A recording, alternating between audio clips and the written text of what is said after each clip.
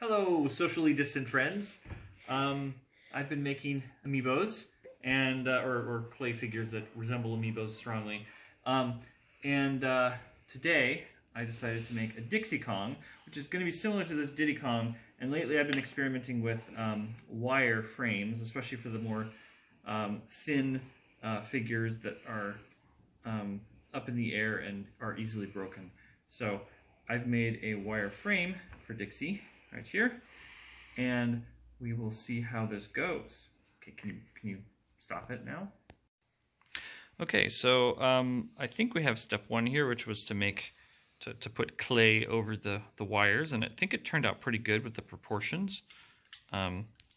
Hopefully the balance will be okay. I might be able to bend that a little bit, but I'll have to be careful. The size looks pretty good next to Diddy there, so I will have to put a tummy on her and a shirt and other things like that, but so far so good. So here we are a little further along. I've gotten a shirt on and no hands yet. I've got a belly with a belly button and bangs and little curly things, curly locks, eyes. So it's coming along okay. Anyway. And there we have it. I think she's mostly done. Got the hair on, got the hands and feet. You know, the proportions are okay. They're not ideal, but you know, it's clay. I'm happy with it. I'm gonna have to try to get a base on here now and a floor. I might have to take the foot off first. Again, we'll see. But looks pretty decent, and it balances well too when you put it down. Alrighty, so now I've got everything, I think, the way I want it, and I even put a stand on it and hid the wires in there pretty good. So this is going to go in the oven, and we will see how it goes. The reference here is she's a little bit bigger, and again, yeah, kind of bigger head, whatever. It's fine.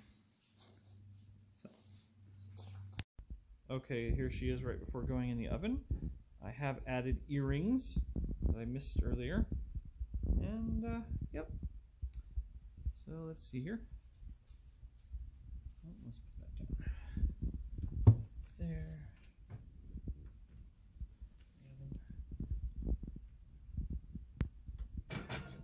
Okay. We will see.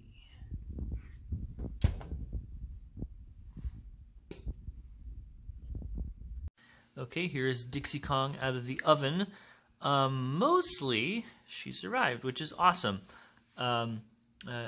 Before my days of using wire frames, I would have heads fall off and arms fall off and whole figures fall on their faces. The one thing I'm worried about is perhaps I should have fired it flat on the plate without this, because it's hollow in there and the wire in the middle may have gone down, but we'll see. I'm going to let it cool. And then I'm going to add this, which is a little NFC chip inside of a coin case. It's going to go underneath in the base, and that will make it into an amiibo. Cool, cool. So once upon a time, I made a Pinewood Derby car that was themed on Link's Awakening, as you can see. It did not do well in the races, unfortunately, but it looks awesome. I made a little tiny Link based on the Link amiibo right here, ding, and I also made a Marin and a little owl, and also there's the windfish. Anyway, so I had this, and I was like, you know what? I have enough clay. I should make a Marin, and then I did. That kind of matches his size, and you know, it was cool. I thought I had a lot of fun doing it, so I started making more, and more and more and more.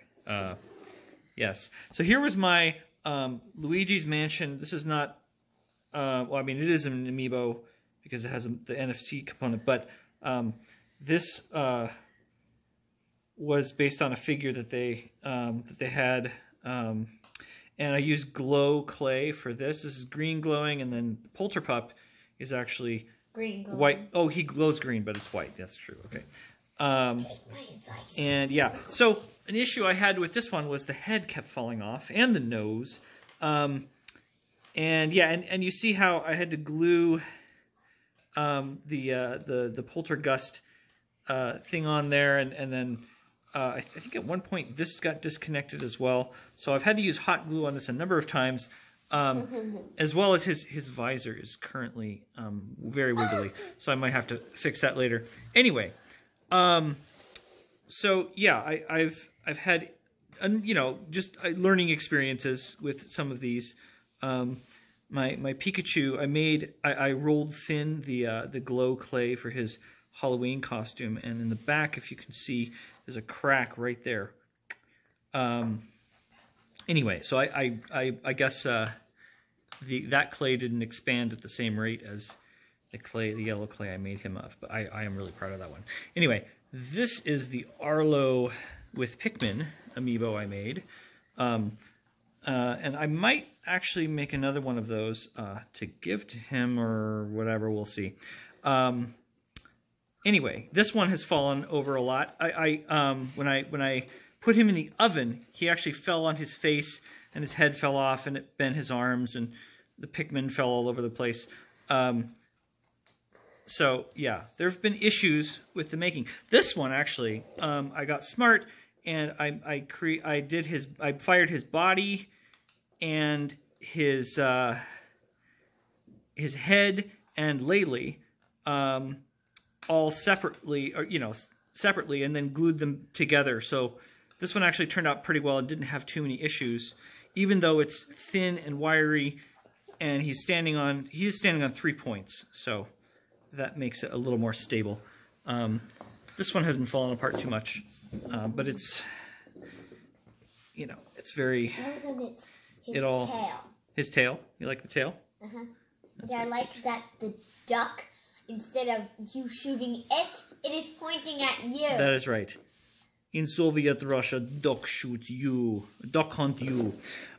Anyway, so this is my Poochie and Poochie Pup amiibo that I made, and it's very cute. And then I made a Hollow Knight. That one was fun. I did have some issues with this falling apart a little bit. I think because it fell. But anyway, yeah, I have to be very delicate with, like, his sword has fallen off a few times. And this one, oh my goodness, this one was a disaster. You can see his feet are bent up a little bit because when I fired it, it just completely collapsed, and so I had to reattach. Oh, this is Okami. Oh, this is Okami. So I had to reattach his feet at a different angle than what they came out as, or her feet, I should say. It's a girl wolf. Anyway, so that one turned out. Yeah. I've learned that when you put clay in the oven, it becomes softer. So this one actually, despite not using any wiring inside, because I hadn't figured out that I should do that, this one turned out pretty good. I did fire the pipe separately and then glued him onto the stand like that. But fortunately, the mustache and everything has stayed intact. This one as well, I made at the same time, so that's kind of fun. Yeah. So there's Wario and Waluigi. So this, oh no, I think yeah, this one. So this I made It'll Do, and she is very stocky, and so I was able to. I think I fired her laying down on her back. Yeah, you see her hair is squished. So I fired her that way, and then stood her up there, and then glued this stick on. But so there's limitations to doing things like that. This one, fortunately, I was worried about the hands of Grease, not this hand, but her hands sticking up. I was worried that they would fall down, and she would cry another single tear about it. But that actually worked pretty well.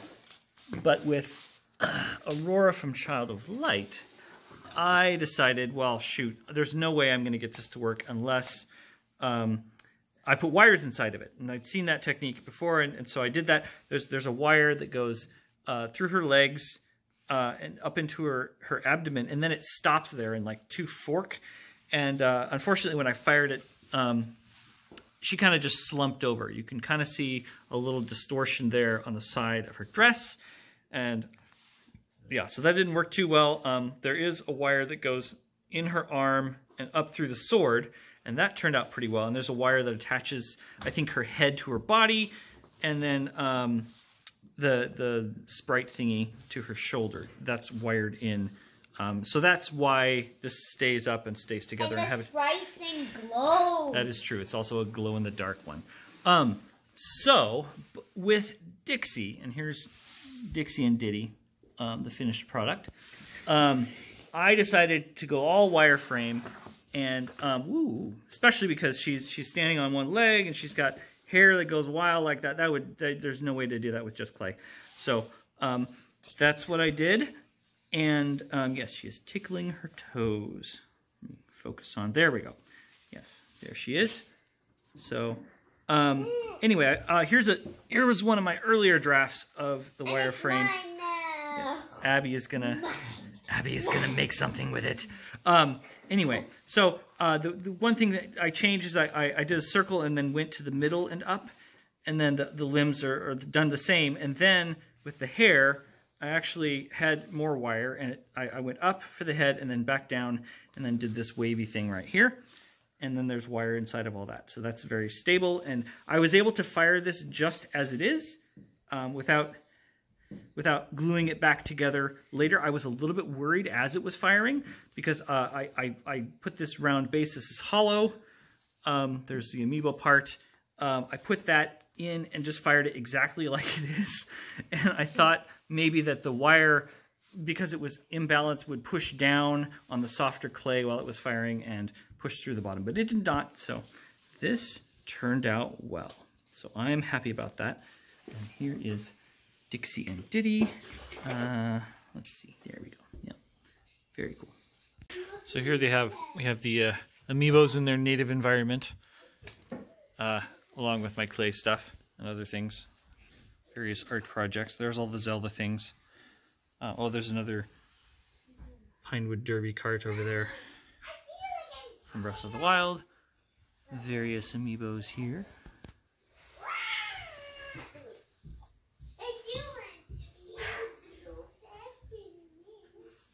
Got the 3 Yoshis.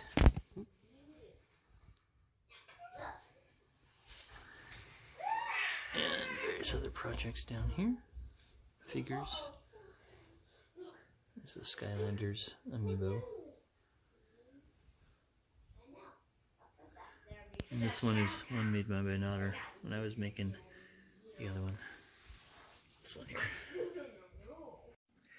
Hey, so earlier I briefly mentioned that I was going to possibly make another Arlo because of the damage that it has sustained and the flaws that are inherent in it. And today I went ahead and did that. So this is the other Arlo. Arlo is, by the way, a YouTube personality who is a puppet who talks about, a monster who talks about video games.